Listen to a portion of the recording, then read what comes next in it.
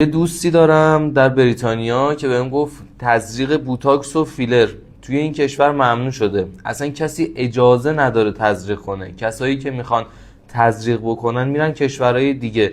تو اکثر کشورهای اروپایی هم داره ممنوع میشه. دلیلش اینه که عوارضی که میده به نتیجه‌ای که داره اصلا نمیارزه.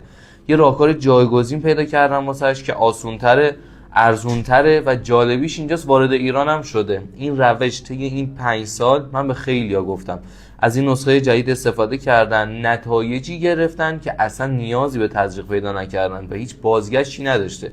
از 40 ساله تا 70 ساله هر کی استفاده کرده نتایجش به همین صورت بوده. کسایی که از این روش استفاده کردن نتایج به شدت عالی با هزینه به مراتب پایین‌تر گرفتن. کلاژن هیدرولیزی جدیدترین روش جوانسازی هستش که به صورت کاملا حرفه‌ای و تخصصی داخل منزل انجام میشه. کسایی که میخوان بدونن این روش دقیقاً چیه زیر همین پست عدد 5 رو کامنت کنن.